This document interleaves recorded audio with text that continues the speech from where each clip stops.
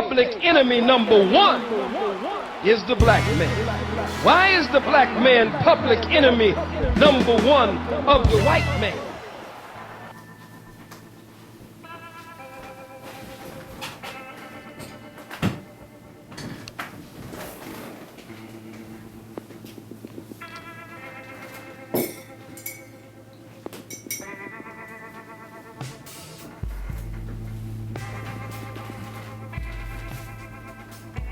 Black Power. My name is Hashim Nzinga.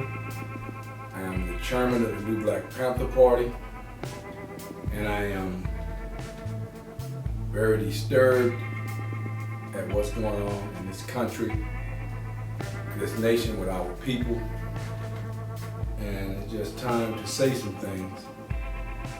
And it would be not wise to not be a critical thinker at this juncture, and it would not be wise to not be totally honest with the black nation, because what's going on in this country now is a tragedy,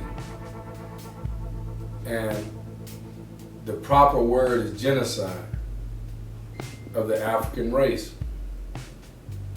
Whenever you live in a country where the people in the principality, in the cities, in the states that you pay to protect you, and that you pay to keep peace, are causing chaos and are assassinating you in the streets. We're living in a nation where the black man is now living in fear. We're living in a nation where we are in situations where if a black man got a comb to comb his hair, it's a gun. If a black man got a pen, it's a gun. If a black man got a cell phone, it's a gun. And with the cameras on the car, we thought we would be protected from the assassinations of the gang police departments. It didn't work. With the cameras on the poles of the city, and the cameras on every store, and the angles that we get to watch at the Texacos and the Shell stations when the police are killing our people, we thought this would be enough to stop it. The taser gun, we thought it would stop it. And now we got to the point where we have to pay for body cameras. And in Chicago, they would take their body camera off and say it fell off.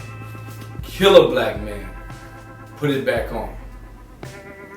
This is a tragedy.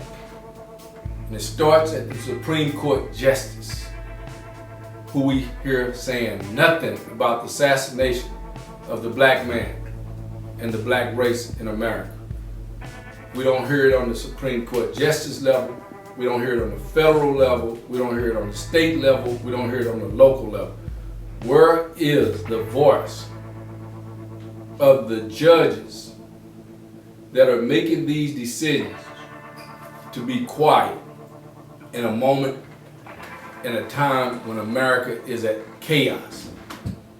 We are living at a time where they want us to go back to the 1600s and the 1800s and the 1700s,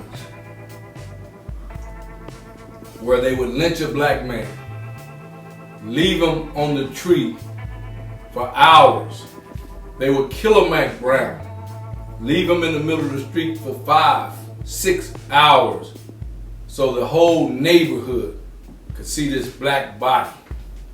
Last week in Tampa, last 2 or 3 weeks ago in Tampa, they shot a black man in a house, threw him out the window of the bedroom in his front yard, taped the house off, left him out in the front yard for hours. This is the old tactic of the European, of the Anglo-Saxon, of the white man. to cause fear. A young man is studying for his PhD at Morehouse University. He takes a break to go to a Shell station to get a cup of coffee. Police get behind him. He's a PhD student at the School of Medicine at Morehouse, or Howard, or Hampton, or even Tuskegee University, or yes, even at Harvard, or Princeton, or Berkeley. And because he's a black man, going to get that cup of coffee, taking a break between studying periods, can become a nightmare if a police car happen to come up and pull behind him. We would not let the people that we pay to protect us terrorize us any longer. This starts with this man. Our 44th President of the United States, President Barack Hussein Obama. You cannot dodge this bullet, buddy. Everything starts at the head of state. The chief commander has sent the signal down where it's all right to kill the black man. And it started when Barack Obama became president of the United States, because there was a white backlash of the white male, the Tea Parties, and the new militias sprung up because they didn't want a black man to lead the nation. And this old phony white wig wearing man, Donald Trump, and the old phony black man, wig wearing Don King, standing with him the other day. Two damn fools standing together, saying Barack is not a citizen, and pushed that, and still pushes it to this day. And Barack stood up because of a Dr. Khalid Al-Mansour, because of black people who helped him go to Harvard, stand him up, understood because he was from Kenya, from the mighty land of the Mau Maus. Father from Kenya. Blood is too close in his veins. But also he went to the church with our brother and Reverend Wright. So the first thing you did wrong, Minister and Mr. President of the United States, Barack Obama, was you denounced your preacher and your teacher of 20 years because the white man was not happy with you being under an African teacher. And you know you're from Kenya and Africa and catching all the hell from these European sects. You denounce your teacher. And after that, everything's been downhill. We cannot give up our culture. We cannot give up being Africans in America. We cannot give up being a people who have overcome the worst Holocaust ever on the face of the earth. 400 and some years of chattel slavery we have overcome. Now we are the president of these United States. We are the attorney general of these United States. We're 800 and some black mayors strong in these United States.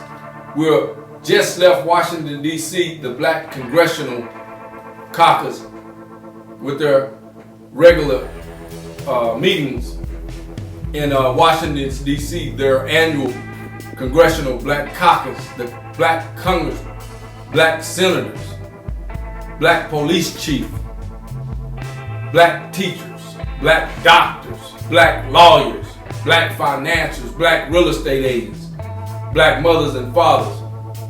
We have overcome everything America has threw at us.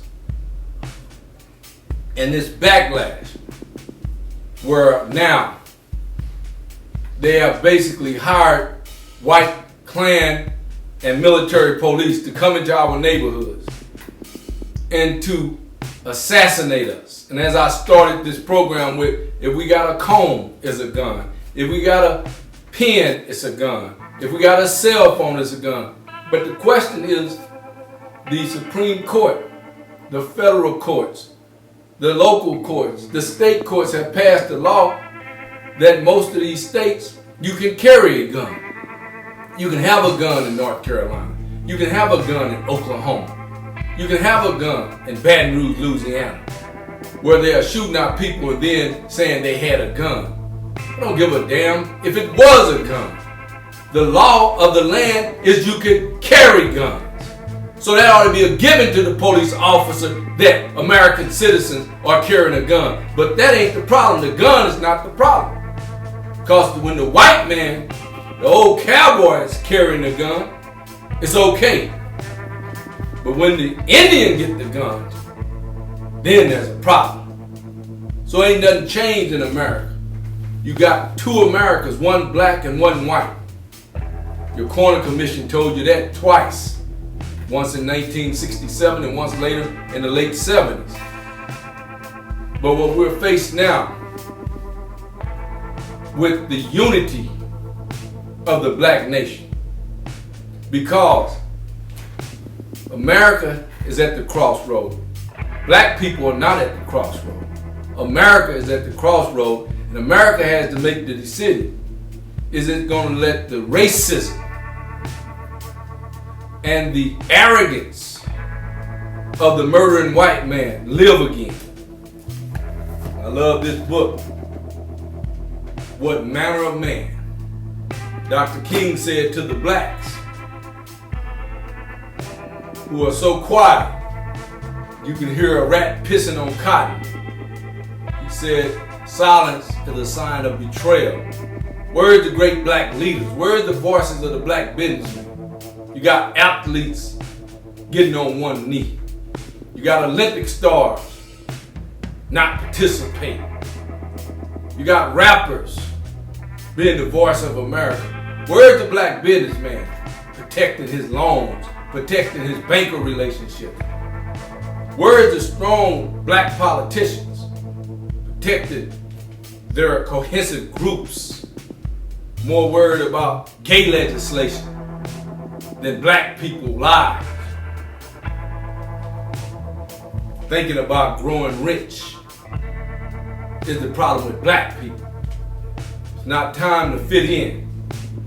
Mr. Barack Obama, we ask you tonight to go to your Attorney General and make sure that your Attorney General pass it down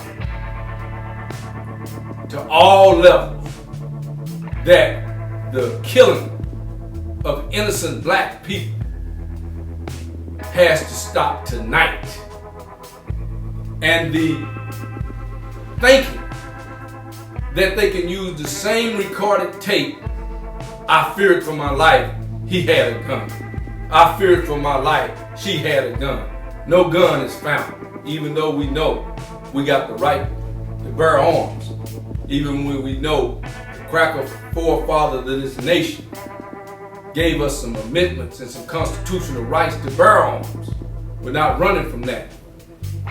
But we are saying to this camera tonight, if black police were killing white males at the rate that we're being killed by white police would turn on black police overnight. White militias would go out in the streets and black police would have no safe place to eat donuts and drink coffee.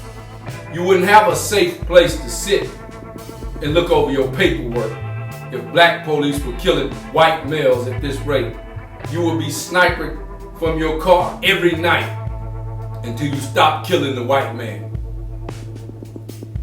And the white police would be sitting in court testifying on his black counterpart. We are the only race of people that would sit there with our foolish butts, I'm talking about the black police now, and participate in the genocide of your own people. It's clear across the social media network that whenever a white person is engaged with white police, there's beanbags, there's all kinds of SWAT teams and negotiators, and they could have been and killed their wife, killed their whole family. They talk them out of the house. Black man is shot first, drug out the house and talked about later. No prosecutions. Nobody going to jail. Everybody getting a desk job and full pay. I'm so sick of these lawyers and these families that are not trying to prosecute the police and bring them to the court of law and charge them with murder.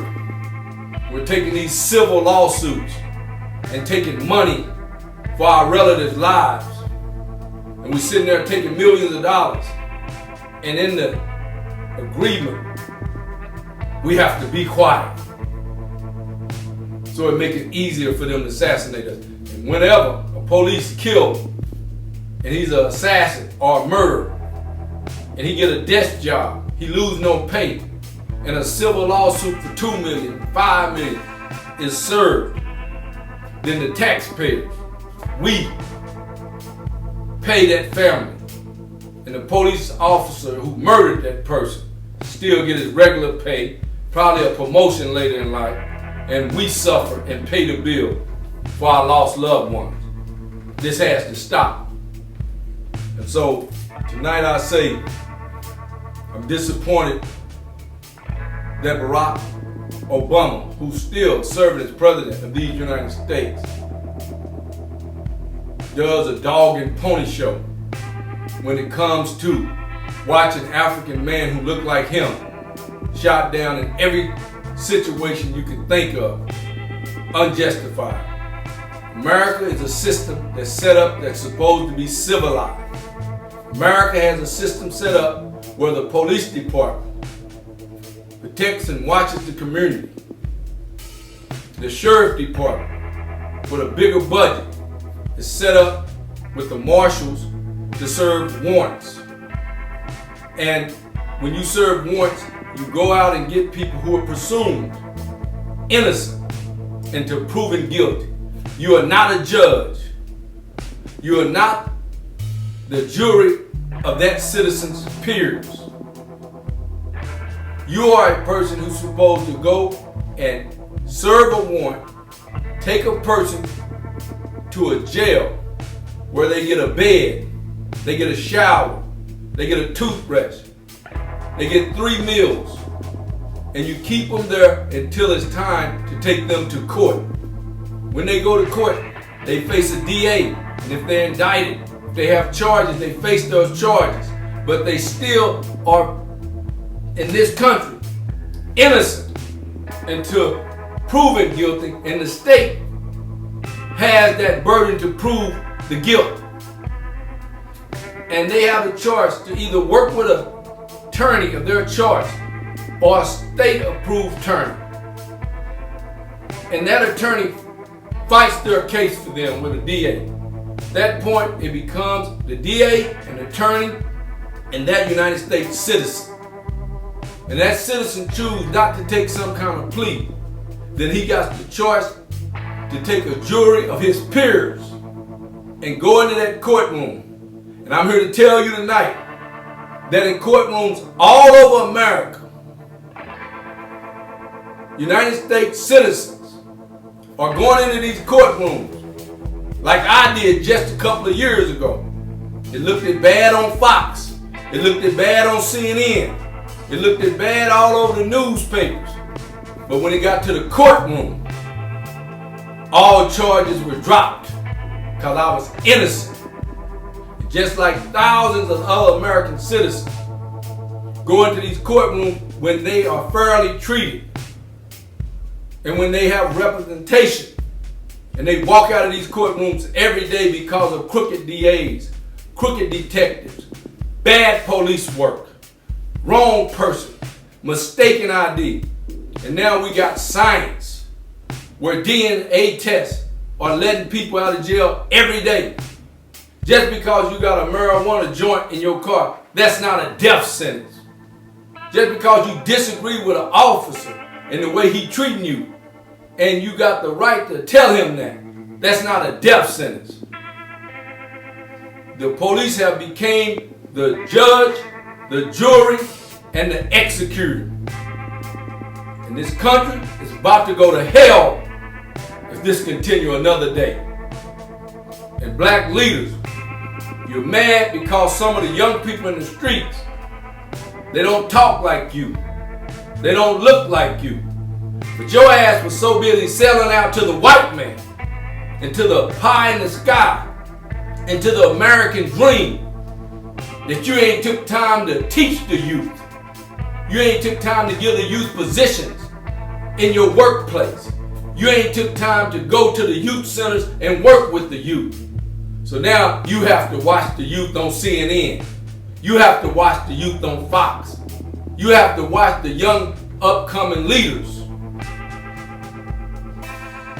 through the lens of the white man. And you say, wow, they don't talk like this and that, because you abandoned them for the American dollar. And some of us leaders, we want to lead so damn long, we just fall over at 80 and 90 years old. We don't want the youth to lead. But the youth are going to have their place. And the youth are going to have their voice. And what I'm going to tell you something in this camera, and I want to tell Barack Obama what he already knows, and I want to tell America what he already knows. We have some of the most brilliant youth on the face of the earth. They're graduating from Howard. They're graduating from Morehouse. They're graduating from Clark. They're graduating from Duke and Spelman and TCU and Texas A&M. They're graduating from the trade schools. They're intelligent. Some of them ain't going to school, but they're geniuses. They're at your nursing schools. They're at your refrigerator schools. They're all over the world. And America hadn't prepared a workplace for them. We have failed a generation of youth. Now we want to let the cameras find some of our people in the hood and say, this is us.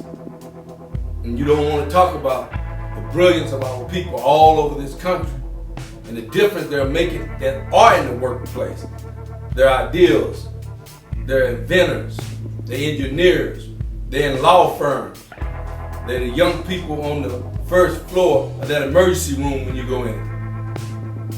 We are not the buffoons to be shot down like dogs in the streets. And we, if you don't stop it, Mr. Barack, if you don't stop it, Mr. Attorney General, Miss Attorney General, I'm sorry. If you don't stop it, Mr. Clarence Thomas, and if the judges and the DAs don't start prosecuting these murdering police, then America is heading to a civil war in the streets of America. And I know there's some people running around here saying Black America is not ready for a civil war. Shut your damn mouth. Harriet Tubman wasn't ready to free nobody. She was forced to. Shut your damn mouth. Frederick Douglass never wanted to be a slave. He was forced into slavery. Black people have always survived American attacks. Their lynchings, their burning stakes, selling us from plantation to plantation, working us from can't see in the morning to can't see at night. We have survived everything you've given us, America. And we're going to survive this genocide that you think is going to continue. So I beg of the police chiefs, and I beg of their employer, which is most of the time black mayors, fire your crooked police chief and hire community-oriented police chief. Fire your raggedy assassin police, and you fire your psychotic police who you brought back from these Iraq, Afghanistan wars, who coming back with nothing but murder on their mind. You get them out of those police cars and you get them out of our community. Because we're not going to sit here and go to funeral after funeral and cry all night. And then when we come and have the right in America to protest, to assemble, freedom of speech, when we try to carry out our constitutional rights, then you sick your National Guards on us. You shoot unarmed man in the head. You shoot our women with rubber bullets.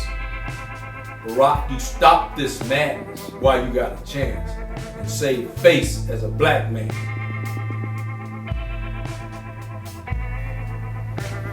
For the black man, who are scared, get out the damn way.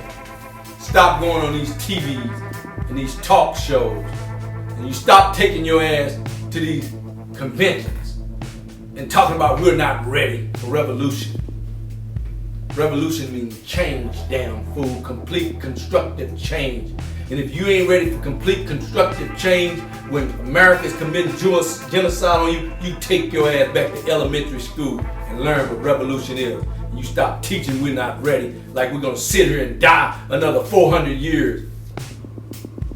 Some of you ought to have your ass whipped, calling yourself black leaders. Who nominated you to be a black leader? And you talking about black people not ready for revolution. Revolution is the only reason we survived and the only reason I'm talking tonight.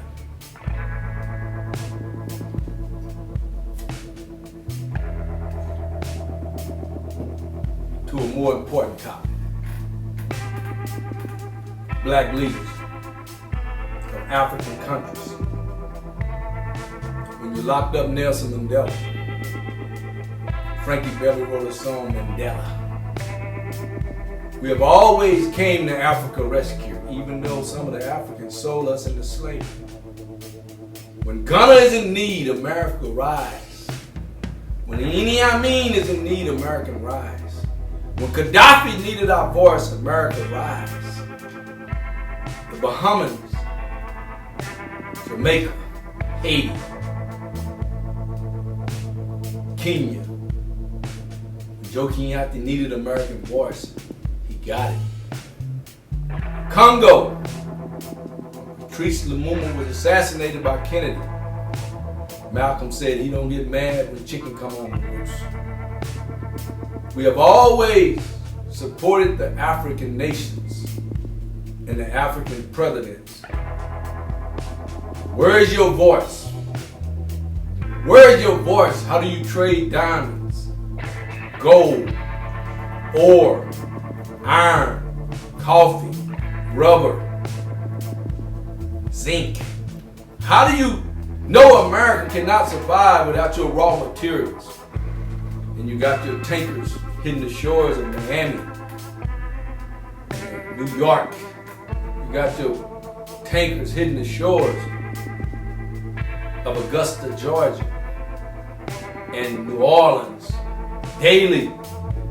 You tell America, like America would tell you, if an African nation held 3 white men hostage, if an African nation killed 1 white American citizen, America would start embargoes and start all kind of hell against you.